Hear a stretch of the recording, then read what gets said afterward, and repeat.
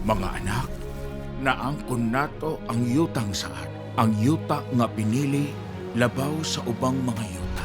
Ug ang espiritu samara sa kagahapon, karon ug sa kahangturan.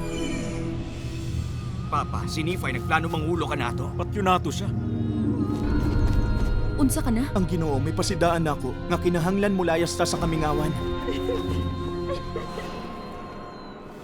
Tago nato kining dapita og Nephi. Kun mo padayon mo sa unahan, magbusog sa pulong ni Kristo ug mulahutay sa katapusan, kamo makabaton og ginabuhing dayon. Ang usa nga balaan sa Israel, mianto sa mga kasakit sa tanang katawhan. Oo, mga kasakit sa tanang buhing binuhat, aron mabanhaw ang tanang katawhan. Walay Kristo.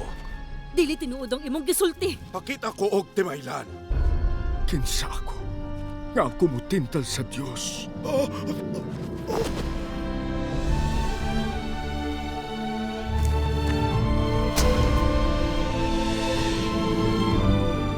Karon akong hinigugmang kaigsuonan. Ako mamulong kaninyo sama sa tingog sa nagsinggit, gikan sa abog. Adios, hangtod ka ng mahinungdanong adlaw mo abot.